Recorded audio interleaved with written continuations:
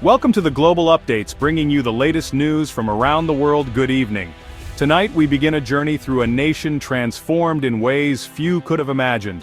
Across the United States, airports, once bustling with life, laughter, and anticipation, are now eerily silent, their vast halls echoing with emptiness. It's the summer of 2025. Normally, these terminals would be alive with families reuniting, business travelers rushing to their gates, and the constant hum of jet engines overhead. But this year, America's busiest airports are empty, their energy replaced by a haunting stillness. From the iconic check-in counters at JFK to the sprawling security lines at LAX, every corner stands deserted. The familiar chaos of travel has vanished, leaving only the quiet hum of air conditioning and the distant footsteps of a few staff. This isn't the result of a pandemic or a natural disaster. Instead, it's a quiet boycott, a crisis of choice as millions have decided to stay away. International arrivals have plunged by a staggering 70%, leaving customs booths and baggage carousels idle. 15 major aviation hubs, once the beating heart of global travel, now operate at just a fraction of their capacity, their vast spaces nearly empty. The vibrant mix of languages, cultures, and stories that once filled these halls has vanished, replaced by an unsettling silence. The tourism industry, a pillar supporting millions of jobs and countless dreams, is collapsing under the weight of this new reality. Hotels, restaurants, and attractions that once thrived on the steady stream of travelers now stand empty, their lights dimmed, the economic toll climbing into the hundreds of billions. America's image as a beacon for travelers, a crossroads of the world, is fading fast, as international visitors choose other destinations and the world looks elsewhere. Tonight we'll walk these silent corridors, hear the stories of those whose lives have been upended, and investigate the choices and events that led us to this extraordinary moment in history. This is the story of the Great American Silence, a chapter that will shape the future of travel, and perhaps the nation itself. To grasp today's crisis, we must remember what we've lost. For generations, American tourism was a global powerhouse. Our airports, the grand welcome mats to the American dream.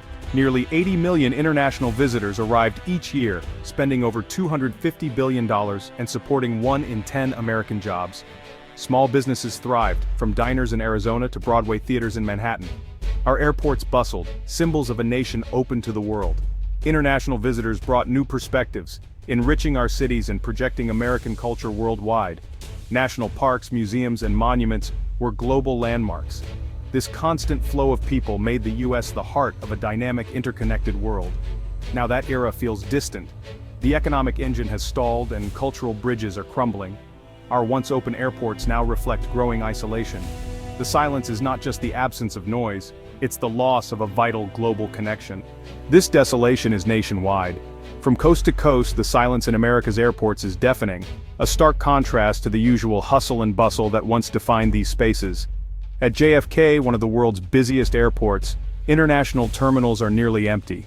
Flights from Europe, which once arrived packed with tourists and business travelers, are now half full at best. The energy that once filled these halls has all but vanished. LAX's Tom Bradley Terminal, a gateway for millions of Asian travelers, now sees only a trickle of passengers. The lines at security and customs have disappeared, replaced by an eerie quiet that lingers throughout the day and night. Chicago O'Hare's business travel has plummeted, with major conventions and trade shows canceled or postponed indefinitely. The once crowded business lounges now sit empty, their lights dimmed. Dallas, Fort Worth, and Miami, both vital gateways to Latin America, have slashed flights and lost half their visitors. Shops and restaurants that depended on international travelers are shuttered, and the ripple effects are felt throughout the local economies. Atlanta's international flights are now rerouted through Canada and Mexico, forcing travelers to take longer, more complicated journeys. The international terminal, once a hub of activity, now stands nearly deserted. San Francisco has lost its tech gateway status. Major conferences and product launches have moved abroad, leaving the city's airport lounges and event spaces abandoned. Orlando's theme parks, once magnets for British and Brazilian families, now miss the laughter and excitement of international visitors. The baggage claim areas are empty, and the arrival halls echo with absence. Even Denver, Seattle, and Boston, airports that once welcomed millions, report record-low arrivals. The drop in passenger numbers is unprecedented, affecting every region of the country. Across the country, Canceled flights, empty gates, and shuttered concessions have become the new normal. The economic impact is staggering, with thousands of jobs lost and entire industries at risk. Airlines have grounded hundreds of jets, parking them in long, silent rows. Airports face budget crises as revenue from travelers and airlines dries up, forcing difficult decisions about the future. The U.S., once the world's top destination for international travelers, now finds its airports eerily quiet, with passport control lines gone and world flags hanging over empty halls. These numbers reflect a fundamental, alarming shift in global travel patterns. The decline is not just temporary, it signals a deeper change in how people move around the world.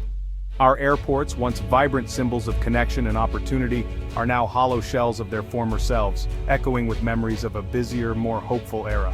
The collapse of tourism ripples far beyond airports. The hospitality industry, hotels, restaurants, entertainment, has been decimated.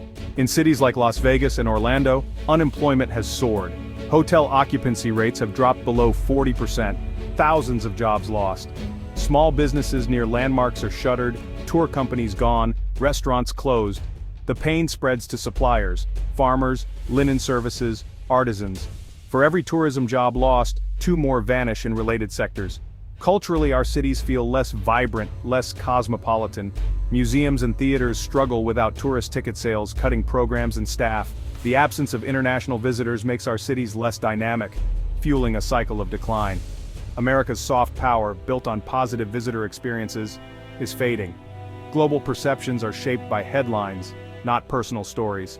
Empty airports are a stark symbol of our growing disconnect. We're losing our role as a global crossroads and a piece of our national identity. How did America lose its place as the world's top travel destination? The answer, a perfect storm of economic, political, and social factors. A strong dollar and inflation have made U.S. travel prohibitively expensive. New tourism taxes and airport fees add to the burden. Stricter entry policies, complex visas, and reports of harsh border treatment deter visitors. Travel advisories warn of safety concerns, and global attitudes have shifted. Many now see the U.S. as unstable or unwelcoming. The world's travelers are voting with their feet and choosing to go elsewhere. Leading experts from the worlds of travel, economics, and aviation are sounding the alarm, warning that what we're witnessing is far more than a temporary downturn. The turbulence shaking the industry is deep-rooted, and its effects are rippling across the nation. Dr. Evelyn Reed, a renowned tourism economist, describes the situation as a fundamental structural shift. She argues that America has lost its competitive edge by failing to innovate and adapt to changing global trends, leaving the country vulnerable in a rapidly evolving market. A major airline executive paints a stark picture, calling it a crisis of confidence. Airlines are being forced to slash routes, ground planes, and lay off staff. Rebuilding these complex networks, he warns, will not be a matter of months, but will likely take years of careful planning and investment. Airport directors across the country echo these concerns, warning that plummeting revenues are putting critical infrastructure projects at risk. Without steady funding, essential upgrades and expansions could be delayed or canceled, threatening the future of air travel in the U.S. The contrast is stark. While international airports in other countries are bustling with activity, many U.S. airports remain eerily quiet. Without urgent and substantial federal support, experts warn that American airports could fall even further behind their global competitors, losing out on both business and tourism. Dr. Marcus Thorne, a leading sociologist, believes the crisis goes beyond economics. He says America is facing a brand crisis. Our image as a welcoming, safe, and reliable destination has been deeply tarnished, making travelers think twice before booking a trip. No amount of advertising or marketing can repair this damage unless the underlying issues of safety, stability, and inclusivity are addressed head-on. Restoring trust will require more than catchy slogans. It demands real change. Tourism is more than an industry. It's a reflection of a nation's soul. To revive tourism, we must also heal the divisions and challenges within our own society, showing the world that America is once again open, safe, and welcoming to all. The consensus among experts is clear. This is a multifaceted crisis that cannot be solved with quick fixes or superficial solutions. It demands a coordinated, long-term response from every level of government and industry. Deep changes in policy, public perception, and even our national identity are required. Only by reimagining our approach can we hope to restore confidence and competitiveness. The road to recovery will be long, winding, and complex. It will require patience, investment, and a willingness to confront uncomfortable truths about where we stand. America must face these challenges directly, with determination and unity, if we are to rebuild what has been lost and create a stronger future. Only by coming together and making bold, meaningful changes can we hope to reclaim our place on the world stage and welcome the world back to our shores. With international arrivals down, domestic travel has shifted. Americans are visiting national parks and historic sites, providing a small cushion for some businesses. But domestic spending can't replace the loss. Foreign tourists stay longer and spend more. Major cities and international gateways are suffering, while regional destinations fare better. The crisis is reshaping the tourism map, concentrating travel into local patterns and isolating big cities. Safety concerns and high costs are leading more Americans to choose staycations or safer, affordable destinations. The same issues keeping foreigners away are changing how we travel at home. This is not just about global perception, it's about how we see ourselves. The challenges run deep.